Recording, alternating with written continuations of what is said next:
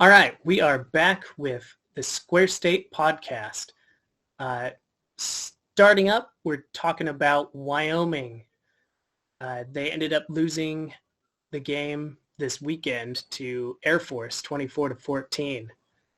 Bill, did you have anything you wanted to say since I'm not able to actually watch the games?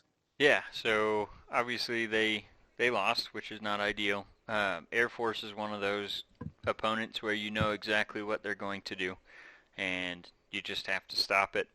Um, and Wyoming really wasn't able to stop it. I mean, first quarter they went down 14-0, and then right before half they scored two touchdowns and tied it up at 14. Looked like they had figured it out and were going to take over the game, but Air Force obviously scored 10 more points after half, and Wyoming didn't score any. So, yeah, it was really just a tale of two halves. Sean Chambers looked awful the whole first quarter, and then those last two drives that they scored on, he looked very good. And then the whole second half, he was missing passes left and right. It was just, you know, what we've seen a lot of with him being pretty hit or miss. And today was definitely a lot of miss. So, or I guess yesterday was a lot of miss. Um, Defense looked pretty good altogether, but obviously if you only score 14 points, you got to hold them to 13, and they weren't able to do that. So, last couple drives for Air Force, they were throwing and running the ball.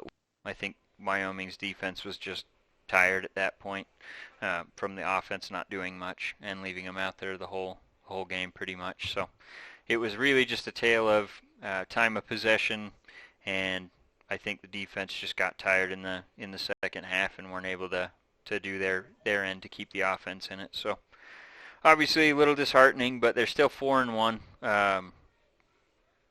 Air Force moved to 5-1, so puts them a half a game ahead of Wyoming in the standings. So I still expect Wyoming to be towards the top of the conference when it all comes down to the end. I think San Diego State's the team to beat in the Mountain West, but we'll see. It was a great weekend for upsets. I don't know if you caught that Alabama game. Didn't catch any of them. Nope. Okay, so yeah, college football. We had quite a few upsets. The main ones that stood out was Alabama losing to unranked Texas A&M. And honestly, it looked like Alabama was going to do enough to win that game. They came back and took the lead 38-31, and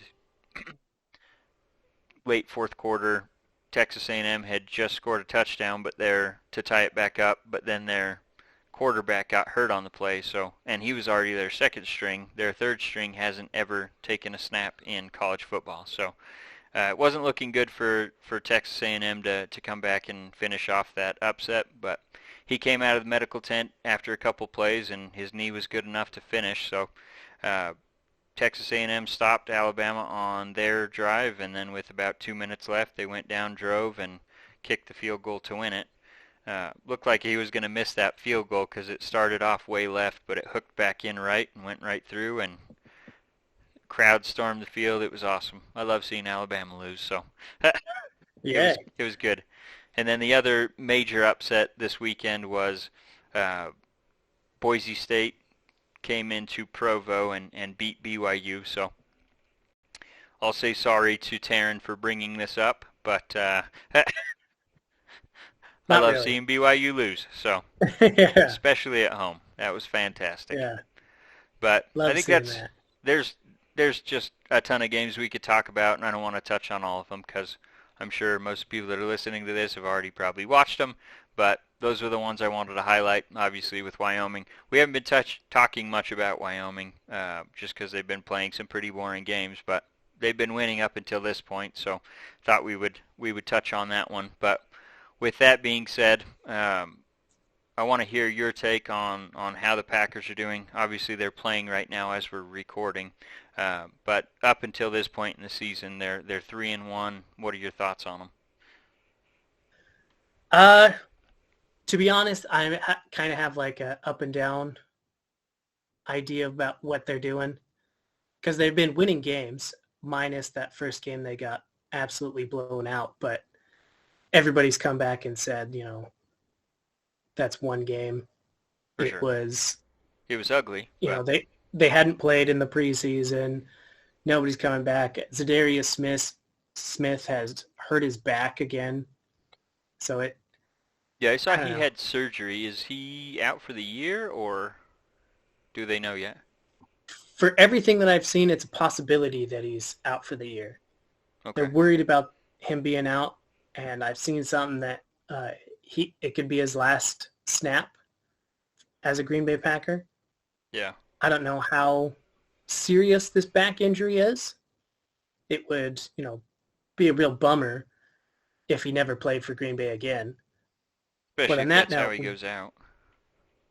yeah, we did sign Jaylon Smith from Dallas, and I think that was a really big pickup. I'm excited for him to actually get a chance to start and play in these games. Yeah.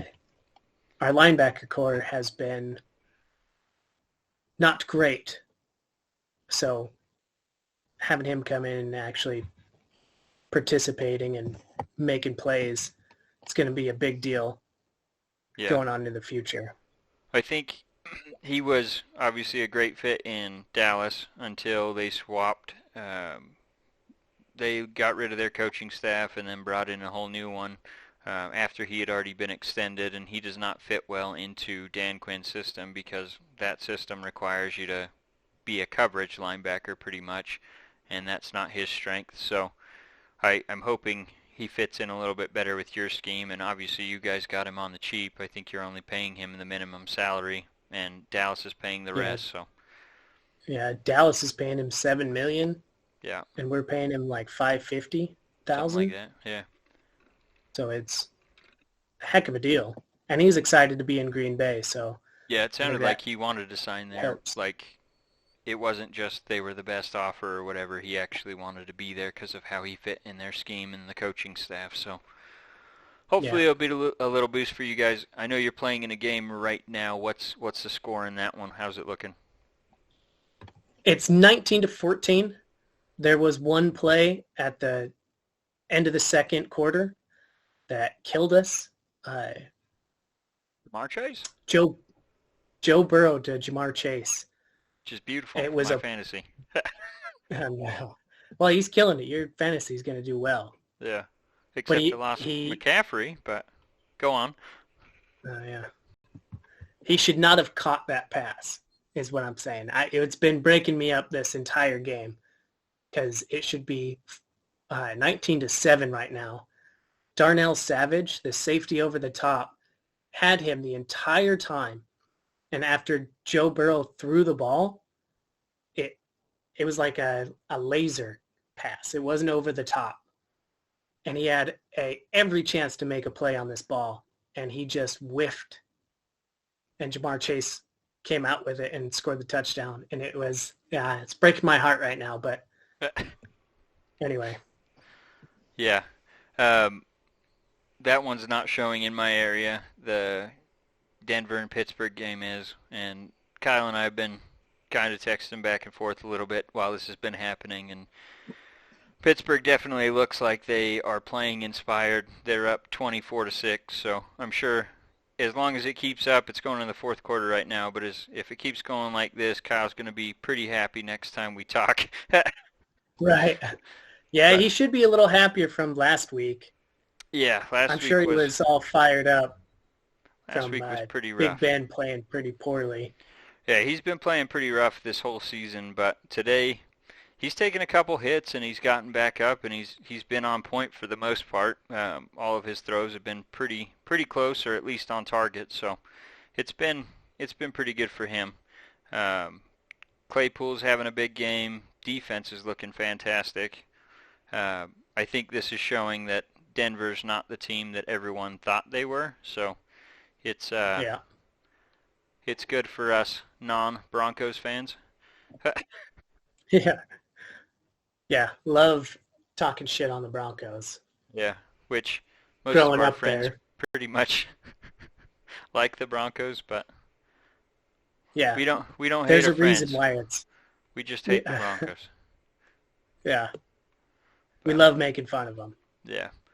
So we started a new segment this week where it's called the best of, worst of. We're looking for a name for it, but basically it's your best thing of the week. Can be sports related. Really can be whatever you want it to be. So your best of the week for this past week, and then your worst of the week for the past week. What do you got? I know I'm throwing you off, sticking you right there in it, but give you a second to think about it. What you got? Let's run it. Best of the week has to by far be Green Bay winning and Ben Roethlisberger playing like trash. I think that really really helped us because he would have killed us if he 2 passes, I think, Yep. in that game would have beaten us. So that's my best of the week. That's what Kyle was saying, is he missed 2 pretty much easy touchdowns if he would have just made the pass. Yep, overthrow. So. 2 overthrows, and I think Juju would have had 2 touchdowns. Yeah, that's what he was saying. I didn't get to watch that game because, of course, I live in Broncos territory, so that's all they ever show on the TV. Of course. It's fine. It's all good. You guys won that game. I've been pretty impressed with what you guys have done since that opening game. Like Rogers is always keen to say, relax, it's one game. So I think he's gone out there and proved it. I think this week has been, you said it's 19-14. That's pretty close for the matchup I thought it would be. Cincinnati's obviously a much better team than they were last year, especially with Burrow being healthy. He looks like he's not only like healthy, but he looks like he's taking that second-year leap. So good for Cincinnati. Obviously, Logan Wilson is playing very well alongside the other linebackers in that core, and that defensive line looks pretty good too. So testament to their work if they're keeping you guys to only 19, the way that Cobb and Rodgers have been just gelling on offense lately. So yeah, and Adams had 122 yards in the first half. Well, yeah, he's going to get his catches. No matter what. Doesn't matter who they put on him. He's going to get his. But Awuzie has been really, really playing well. Oh, for sure. Holy crap. Like, I didn't know who this guy was before, but he's going to be a top cornerback in the league. Yeah. After this year, for sure. So that's your best of the week. What's your worst of the week? Is it Ben? No. My worst is the shower that I have. Let's hear about it. Okay, quick story. It's got to be the worst shower system I've ever seen in my entire life. I don't know what's up with it. You have to like be perfect on the knobs, and it has this like little red heat knob that you can pull to get heat. But it's either scalding hot water or freezing cold water. Yeah. So I sit in the shower for like 10, 15 minutes every day just playing with the knob. That sounds like at my parents' house. If you touch hot at all, it gets so hot. And then if you have to put it like cold, like almost all the way, and then just a little bit of hot for it to be a warm shower. And yeah, you spend 5 minutes just adjusting to get it to the right heat. Yeah, this thing is so temperamental. I've cursed. I'm sure the neighbors are wondering like what the hell's going on over there because I was hot. And not just temperature-wise. This is you guys got your own place now, right?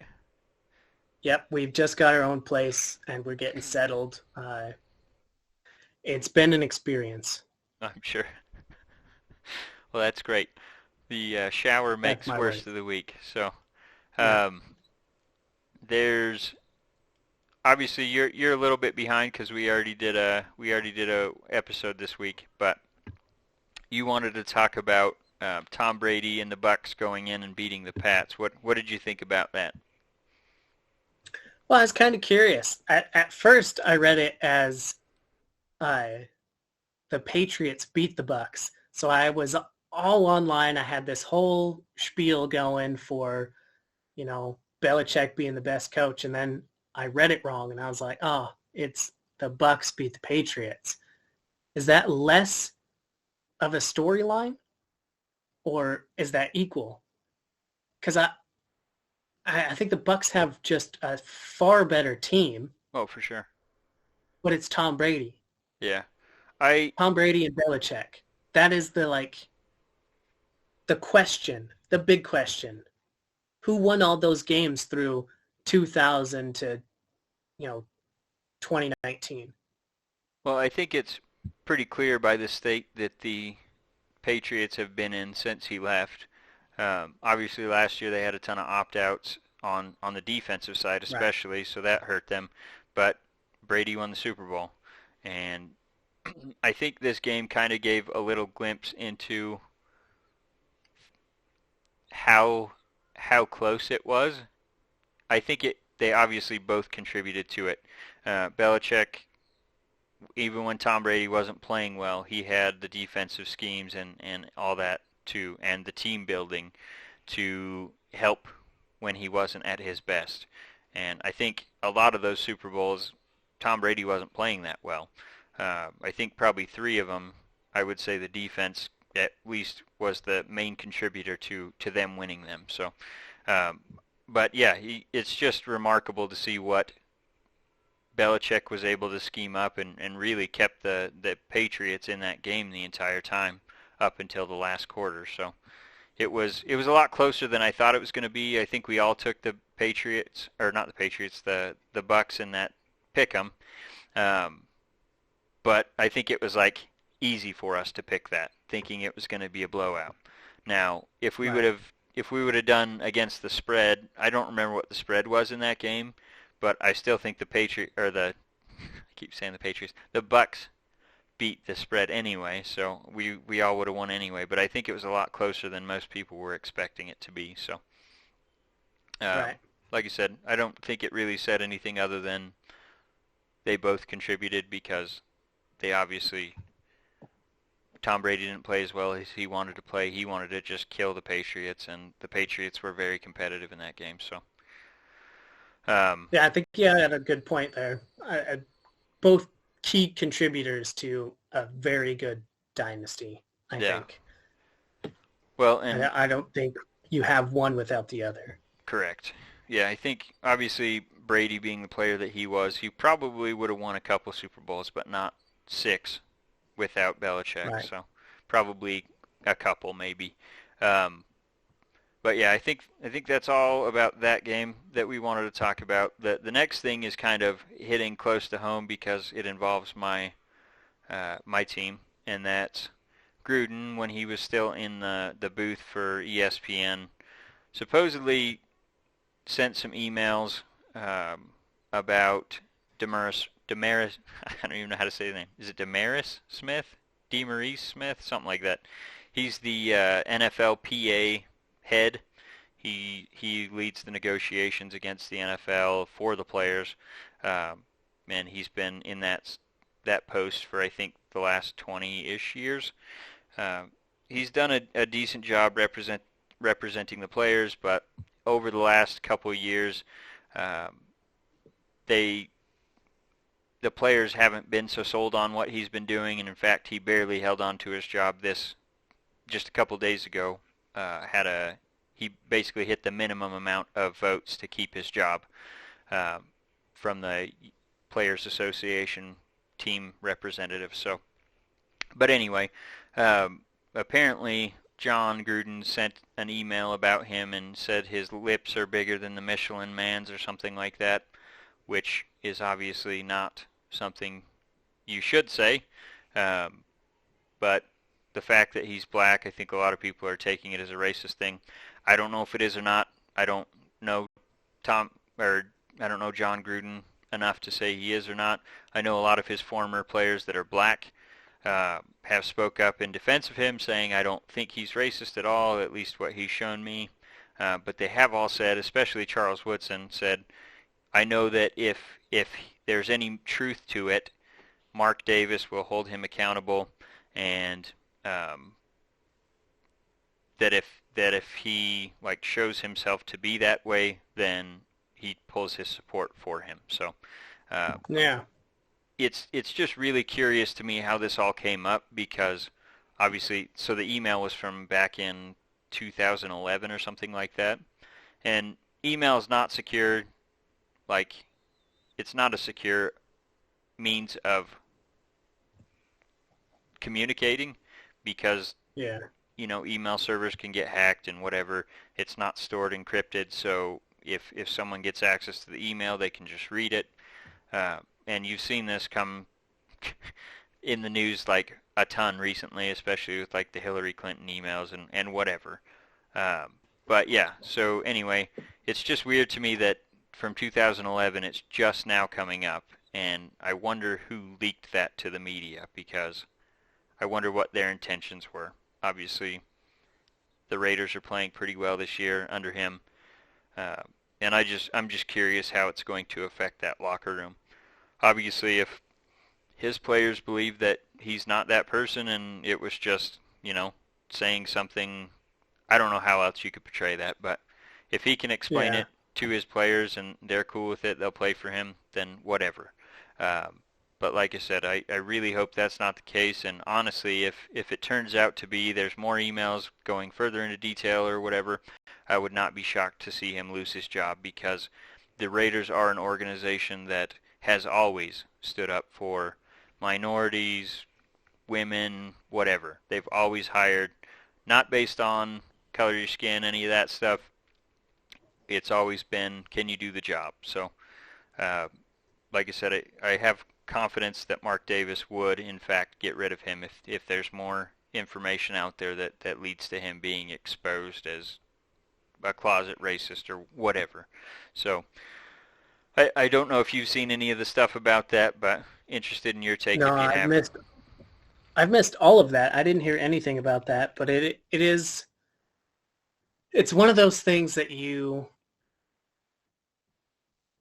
initially, the instant you hear it, it's got to be something, I mean, a little racist. Yeah. The You know way what I mean? he explained it away is essentially he said something about when he doesn't like how someone's talking about something, he calls them rubber lips, which is what he was referencing in this email. Like I said, I don't know what to believe, but And that's going to be the big thing is if there's anything more. yeah, and that's what we're waiting to see because I'm sure if they have access to one email, they have access to all his emails. So I'm Yeah, just you're going to waiting check all of them. for more to drop because I'm reserving my judgment until that comes through because I would 100% support him losing his job if he's Right. saying stuff like that behind the back of his. Obviously, at this point, he was still a broadcaster, but Doesn't matter, yeah. You yeah, don't want anybody like that in your organization. yeah. Especially the way that And that that, reflects upon your players. So, yeah, well, exactly. I mean, it doesn't matter in any kind of circumstance. Using something as vulgar as that could be, even if you don't mean it as that, yeah, it could be. It's just a non-necessity. It doesn't matter what they did to wrong you. It doesn't matter what they did to upset you. Uh, those kind of comments have no place, I think, in professional sports. And we saw that with the Clippers head owner. well, I don't think they have a place in society, but obviously in professional sports either. So, um, yeah, I'm Yeah, just interested to see what comes of it. I know Tashawn Reed from The Athletic wrote an article about it. I've got it bookmarked so I can read. I just haven't had a ton of time to crack into it yet. So I'll probably read that once we get done recording and see what he had to say about it. He has a pulse on the players. He's one of the Raiders beat writers, so he's talking to these guys. I don't know if he's talked to any of them since that's happened, but yeah. obviously once I read the article, I'll have a better idea of what he's heard or whatever. So we'll move on from that. Um, you wanted to talk about the Warriors, as do I. So what do you got? Great. I just watched the Warriors-Lakers game, Boom. and it ended up being a lot better than I initially thought it would. Yeah. The first half seemed dull, I want to say. And I've never really actually watched preseason games before. So this is kind of a new experience for me. I don't know if the teams, both of them, just didn't care because it was preseason, but they played really awful. And it was just like the simple plays, basic shooting, like, 10-foot jumpers are airballed. Yeah. Layups That first missed. quarter was brutal. But after Yeah. second quarter was it was 5-9 with 5 minutes left in the quarter? Yeah, I think they were both shooting under 30% in the first quarter, and then second quarter they started to turn it on. But yeah, that first quarter was tough to watch. Oh. But of that, It got a lot better. Oh, for sure. I think they were up by 10 or 20. It might have even been 20 at half. They were up. Yeah. So they definitely played well, and it's not a case of the Warriors playing their starters and the Lakers not playing their starters, because outside of, I think LeBron played only a few minutes, but other than him, there was a lot of Westbrook, there was a lot of Dwight Howard. A lot of their starting rotation was out there. Same for the Warriors. Yeah. Warriors were trying to see some of the guys that were on the roster bubble as well. So, and then a lot of the rookies too. You saw Moody out there. Kuminga was hurt for this game, so he was held out. And Wiseman and Klay are still both rehabbing. Last I heard, Klay's at about 85%. Still haven't heard much on Wiseman other than they're taking it slow with him. But I don't know what that means in terms of when he's going to make his debut. But I was very encouraged by this game because they're starting to ramp up. Season starts in 9 days, I think. So they're starting to get a lot of those starting rotations out there. A lot of players like Steph got a ton of minutes. So they're starting to ramp up, and I think this is probably a preview of what we can expect to see. Maybe not on a night-to-night basis, but at least a good indication of where they are in terms of a team-building experience. So, touchdown? Oh, huge run from Aaron Jones. Yeah. Huge run. It looked like he was going to get knocked back in the backfield, but broke it off. I saw you guys kicked a field goal to put you up 22-14. And then they tied it up. They tied it? Yeah, they tied it. Joe Mixon ran a touchdown in. Dang it. But Jamar Chase is killing it, by the way. Good. I was hoping you were going to say he scored another touchdown, but that's fine. No. Anyway, Warriors-Lakers. Yeah. Yeah, back to the Warriors. The end of the game really had me impressed, most overall, because you know what you're going to get from the starting five. Yep. The bench is where the team's rounded off, and I think the bench, it very much impressed me. Even Steve Kerr mentioned when Klay gets back, he's going to have a hard time benching Jordan Poole. Oh yeah, dude, Jordan Poole. He doesn't know if he can do that because he is played out of his mind. He's just, there was last year huge improvement. Well, yeah, so year one, massive improvement. Year one, he was pretty much replacement level player.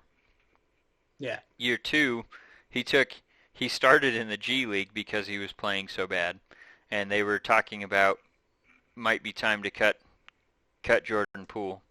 And he comes back from the G League, and ever since he got back from the G League, it's like he's an all-new player. Like, he doesn't want to go back to the G League. I've never been to Santa Cruz, but apparently it's not somewhere Jordan Poole wants to be. So, and yeah, he's just building on last year, and it looks like he's going to be that player.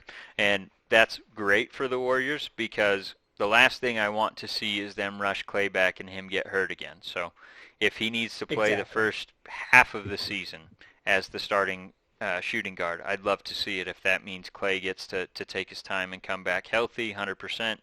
And then even if they have to split time once Klay's back, if it's a half and half split, whatever.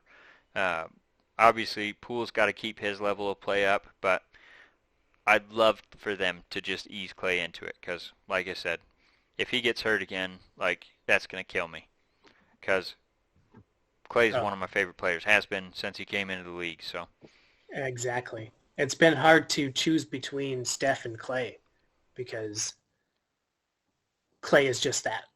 So much fun to watch. He's almost exactly as fun to watch as Steph. yeah, they definitely do I think Steph has it, but a different with way. Klay's defense, Yeah. He's just a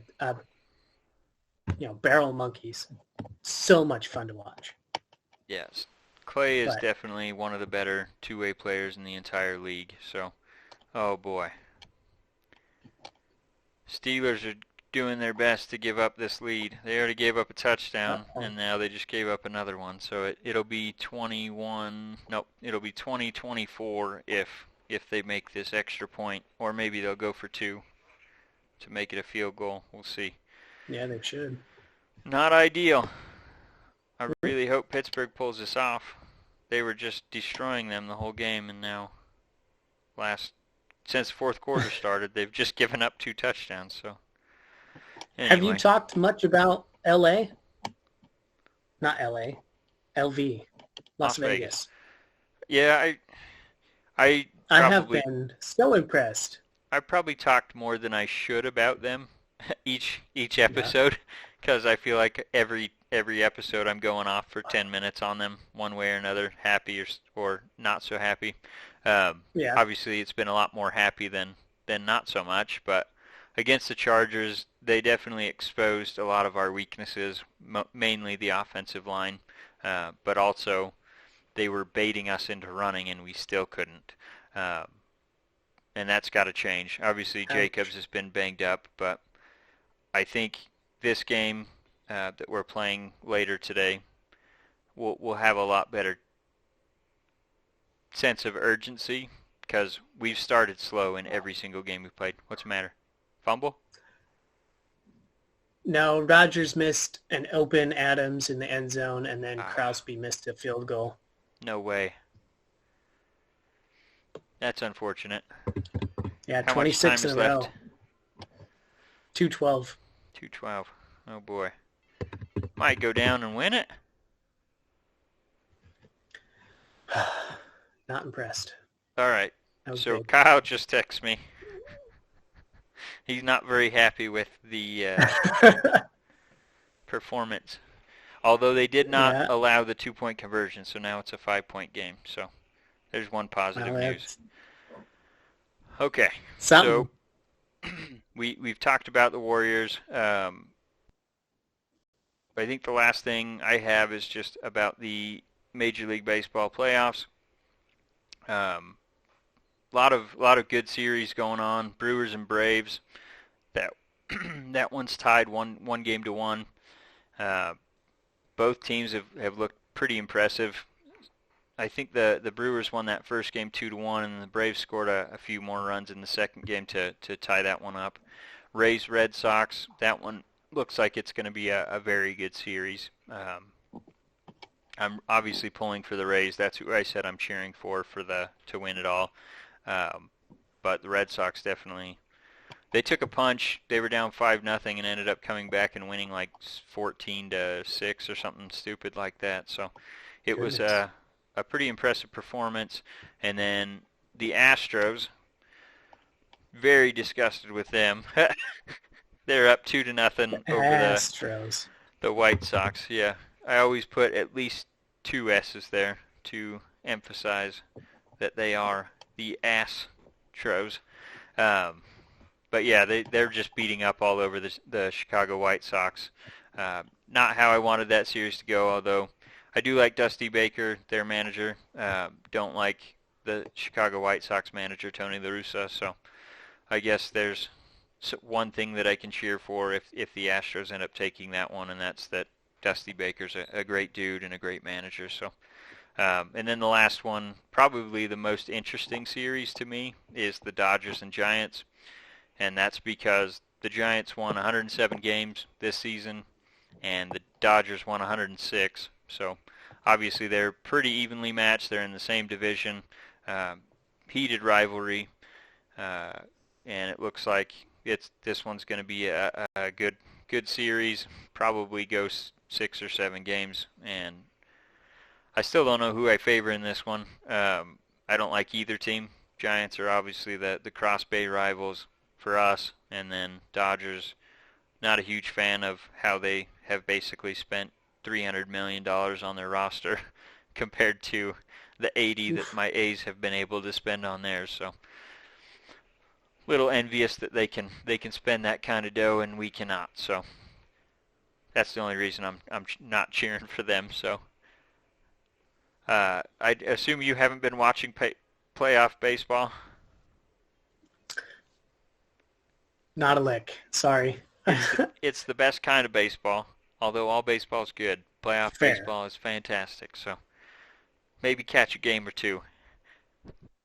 I don't even know where I would get to watch one. Yeah, I don't know. I'm sure watching things where you are is probably a lot tougher than it is here, because I just turn on my TV and it says, which one do you want to watch? Yeah. But I don't know how that works in the UK. So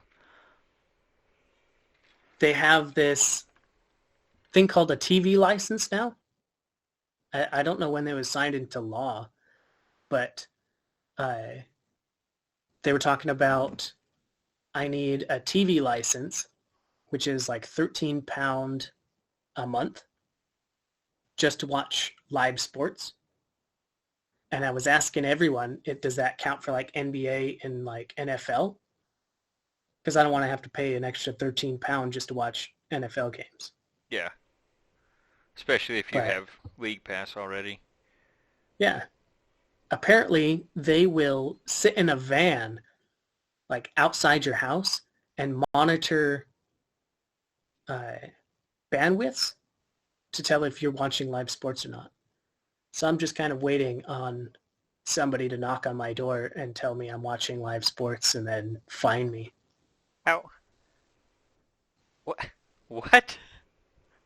Yeah, and That's real? apparently they are so intense about it that they can like check through your windows and like Wait, just to see if you're watching it. Oh, nothing. Yeah. They'll knock on your door and ask to come in, and We thought we heard live sports in there. yeah.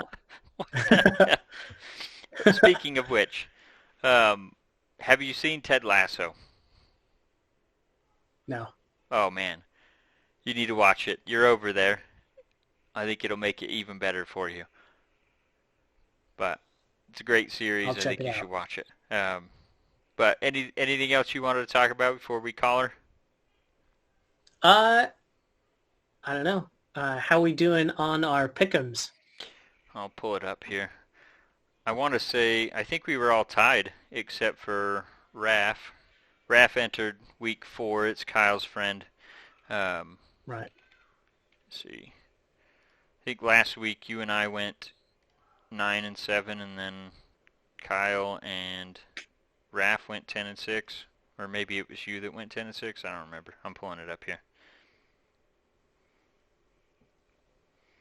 Yeah, I'm kind of just doing them right now on a cuff, on a whim. Yeah, it's pretty tough when you can't actually watch the games. I mean, I Yeah. know you are right now, but come on. I mean, basically, this is it. I get to watch the games live, and any news like ahead of time is non-existent. Yeah. Like I have Instagram to kind of, oh, what happened? Anything big happen? Like the Stephon Gilmore, I saw that, and then that was gone in like 12 hours. Yeah. Yeah, But it's not letting me sign in for some reason, so I'll that's probably have to about look it up. it.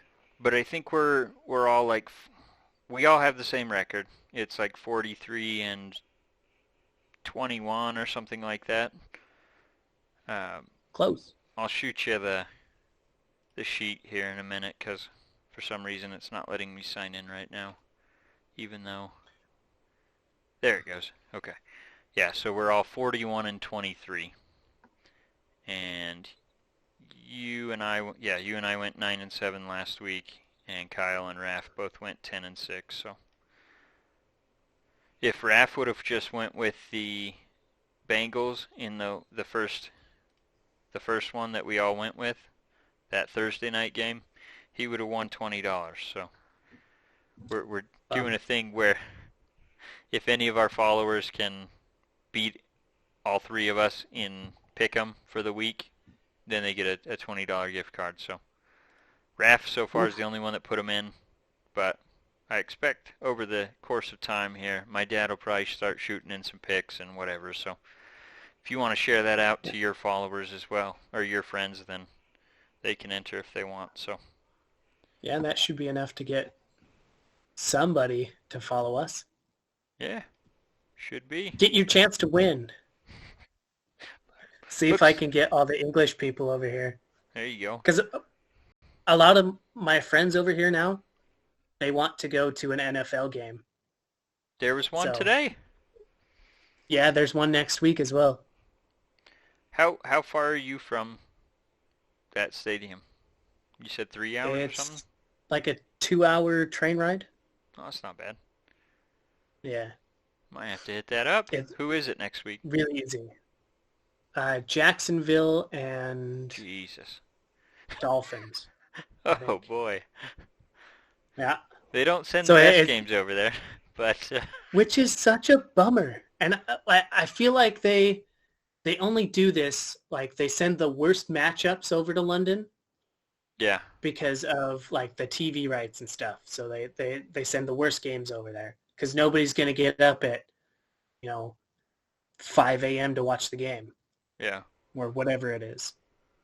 So all they need to do is postpone the game till a little bit later and then play it like a good game over here. And they're going to have, well, then you get an extra TV time because an extra game, people can watch it. So you get that marketing that the NFL obviously has. They just want, when they do those London games, they stick it at the front of the docket instead of the back because obviously then you have all day of football. Like I've been watching football since I got up at like 8:30 this morning or something. That first game actually wasn't too bad, and then, it went right into the 11 o'clock ones after the pregame shows, so it's pretty nice. Just do my laundry and watch football all day. But wouldn't it have been nicer if you could have had, instead of the Jets and the Falcons, if you could have had someone like, Green Bay Bengals, and then you get the opportunity to watch another good game. Yeah. I don't know. Do you know what I mean? It's also tough to pick, in advance when they do these schedules because if you would have told me Green Bay and Cincinnati was going to be a good game against 3-1 teams at the beginning of the season, there's no way I would have said that was going to happen. But you're also not going to watch Jets Falcons. But I did. That's not going to be the highlight of your day. No, for sure. Like even if it was a good game, which it ended up kind of being a good game, it doesn't matter. 9 times out of 10, people aren't going to be like, "Oh, I need to wake up at 7 to watch Jets Falcons." Yeah. No, I get it, but at the same time, I guess what they could do is they could always do one on the East Coast a little bit earlier, and then just do the one from London in the 11 o'clock time slot, Mountain Time, of course. That would work, but there's not going to be a lot of teams that want to wake up on the East Coast at 8 to play a football game. That's but even... they could. Yeah.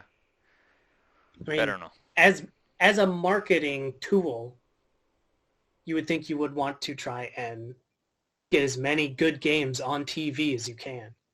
Well, I did hear they're going to do um, games in Germany, I think starting next year, and then they're going to resume the Mexico City one. And you guys win it? Fuck, Crosby missed his second field goal To win it? to win it. 3 Oh, seconds boy. left, missed his field goal. So overtime. Overtime. That sucks. God. Bengals must have done nothing with it if you guys already have the ball back. Yeah, I really wasn't paying a ton of attention. Well, I'll let you go so you can pay attention and finish watching All the right. rest of that game.